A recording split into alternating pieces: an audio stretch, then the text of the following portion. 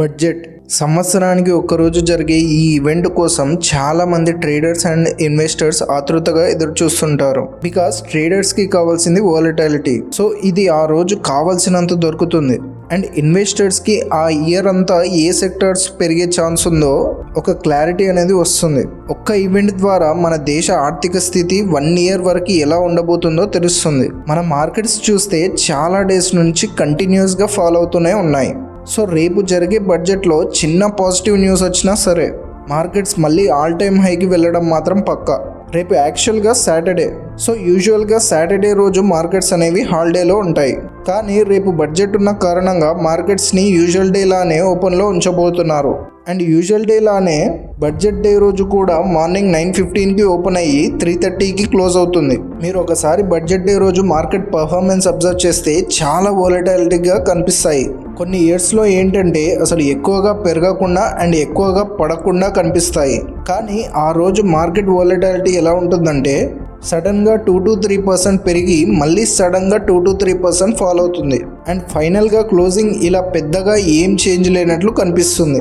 And 2021లో చూస్తే ఒక్క రోజు ఏకంగా 5% వరకు పెరిగింది. దానికి రీజన్ ఈ క్యాపిటల్ గెయిన్ ట్యాక్స్ ఇంకా కోవిడ్ సెస్ అనే వాటి గురించి ఎలాంటి చేంజెస్ తీసుకురాకపోవడం. అండ్ ఫారిన్ డైరెక్ట్ ఇన్వెస్ట్మెంట్ లిమిట్ని 49% నుంచి 74% వరకు పెంచడం. ఇంకా కొన్ని పాలసీస్ లైక్ స్క్రాపేజ్ ఇంకా మానిటైజేషన్ ఆఫ్ అసెట్స్ వంటి వాటిని అనౌన్స్ చేయడం వల్ల మార్కెట్స్ ఇంతలా రియాక్ట్ అయ్యాయి. కాబట్టి బడ్జెట్ అనేది చాలా ఇంపార్టెంట్ రోజుగా గమనించండి. ఈసారి బడ్జెట్లో చాలా రిపోర్ట్స్ని బట్టి కొన్ని సెక్టార్స్కి బెనిఫిట్ అయ్యేలా బడ్జెట్ ఉండబోతుంది. ఆ సెక్టార్స్ ఏంటి అండ్ ఆ సెక్టార్స్లో ఏ కంపెనీస్కి బెనిఫిట్ అవ్వనుందో డిస్కస్ చేద్దాం.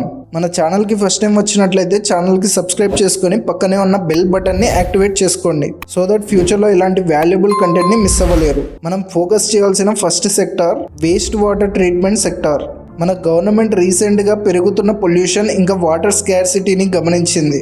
అండ్ వాటి కోసమే చాలా రకాలైన స్కీమ్స్ని కూడా తెచ్చింది. గవర్నమెంట్ స్టాటిస్టిక్స్ ప్రకారం మన ఇండియా మొత్తంలో ఉన్న వేస్ట్ వాటర్లో 62.5% అనేది అన్ట్రీటెడ్గా ఉండిపోతుంది. కాబట్టి ఈ సెక్టార్కి బూస్ట్ ఇచ్చేలా స్కీమ్స్ ఉంటాయని తెలుస్తుంది. ఈ సెక్టార్స్లో మనం ఫోకస్ చేయాల్సిన కంపెనీస్ వచ్చేసి number 1 Concord Enviro, number 2 Vatech Wabag, number 3 Enviro Infra Engineers Limited, number 4 Ion Exchange Limited. మనం ఫోకస్ చేయాల్సిన second sector data centre sector. మన కంట్రీ అనేది గ్లోబల్ డాటా సెంటర్ హబ్గా అవ్వాలని గవర్నమెంట్ ఎయిమ్గా పెట్టుకుంది. ప్రజెంట్ మనకి ఉన్న డాటా సెంటర్ కెపాసిటీ వచ్చేసి 1255 మెగావాట్. 2027 వరకు ఈ కెపాసిటీ అనేది 3255 మెగావాట్కి చేర్చాలని గవర్నమెంట్ ఎయిమ్గా పెట్టుకుంది. కాబట్టి డేటా సెంటర్ సెక్టార్కి గవర్నమెంట్ బూస్టింగ్ ఇచ్చే స్కీమ్స్ని తీసుకొచ్చే ఛాన్స్ అయితే ఉంది. అండ్ ప్రజెంట్ ఉన్న డిజిటల్ వరల్డ్లో మనం ఏ చిన్న బిజినెస్కి చూసినా కానీ డేటా స్టోరేజ్ అనేది చాలా అవసరం అవుతుంది. కాబట్టి మన కంట్రీలో ఉన్న డేటా సెంటర్ స్టాక్స్ కూడా చాలా పెరిగే ఛాన్స్ ఉంది. మనం ఫోకస్ చేయాల్సిన డేటా సెంటర్ స్టాక్స్ వచ్చేసి number 1 Orion Pro, number 2 Anantraj limited, number 3 Netweb Technologies, number 4 Cummins India Limited. మనం ఫోకస్ చేయాల్సిన third sector solar and EV sector. మనందరికీ తెలుసు రాబోయే కాలంలో సోలార్ అండ్ ఈవీ సెక్టార్ యొక్క గ్రోత్ ఎలా ఉండబోతుందని. అండ్ ప్రజెంట్ మన ఇండియాలో ఉన్న రెన్యూవబుల్ ఎనర్జీ కెపాసిటీ అనేది 217 గిగావాట్గా ఉంది. దాన్ని 2030 వరకు 500 గిగావాట్కి చేర్చాలని మన గవర్నమెంట్ ఎయిమ్గా పెట్టుకుంది. అండ్ ఈవీ సెక్టార్లో అయితే 2030 వరకు ఇండియాలో ఉన్న వెహికల్స్లో 30% మార్కెట్ షేర్ అనేది ఎలక్ట్రిక్ వెహికల్సే ఉండాలని టార్గెట్గా పెట్టుకుంది. కాబట్టి ఈ సోలార్ ఇంకా ఈవీ సెక్టార్స్కి బూస్టప్ ఇచ్చేలా బడ్జెట్ అలొకేషన్ ఉండే ఛాన్స్ ఉంది. ఈ సెక్టార్లో మనం ఫోకస్ చేయగలిగే stocks number 1 Tata Power, number 2 Waaree Energies, number 3 Premier Energies, number 4 Ola Electric and Mobility, number 5 Suzlon Energy, number 6 Tata Motors ఇంకా మహీంద్రా అండ్ మహీంద్రా. మనం ఫోకస్ చేయాల్సిన ఫోర్త్ సెక్టార్ అగ్రికల్చర్.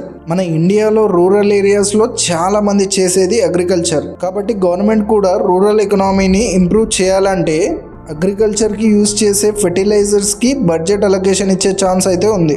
అండ్ మనం ఎవ్రీ ఇయర్ బడ్జెట్లో చూస్తే ఎంతో కొంత బడ్జెట్ అలొకేషన్ అనేది ఫెర్టిలైజర్ సెక్టార్కి పక్కాగా ఉంటుంది. ఈ సెక్టార్లో మనం ఫోకస్ చేయాల్సిన stocks number 1 Coromandel International, number 2 Deepak Fertilisers, number 3 Chambal Fertilisers. మనం ఫోకస్ చేయాల్సిన ఫిఫ్త్ సెక్టార్ డిఫెన్స్. మన ఇండియన్ డిఫెన్స్ అనేది వరల్డ్లోనే 4th ప్లేస్లో ఉంది. అండ్ ప్రతి సంవత్సరం కూడా మన గవర్నమెంట్ డిఫెన్స్కి ఖచ్చితంగా బడ్జెట్ అలొకేషన్ అనేది ఉంటుంది. కాబట్టి డిఫెన్స్ సెక్టార్లో మనం ఫోకస్ చేయాల్సిన stocks number 1 Hindustan Aeronautics Limited, number 2 Mazagon Dock Shipbuilders, number 3 Bharat Electronics Limited, number 4 Bharat Dynamics Limited. ఇవి కాకుండా వేరే సెక్టార్స్ కూడా బడ్జెట్ అలొకేట్ చేసే ఛాన్స్ ఉంది. కానీ చాలా రిపోర్ట్స్ ప్రకారం అయితే ఈ 5 సెక్టార్స్ అనేవి ఇంపార్టెంట్ గా కనిపిస్తున్నాయి. సో ఇది గైస్ మన వీడియో ఎలా అనిపించిందో కామెంట్ చేయండి. మళ్ళీ మంచి వీడియోతో మేము ముందుంటాం.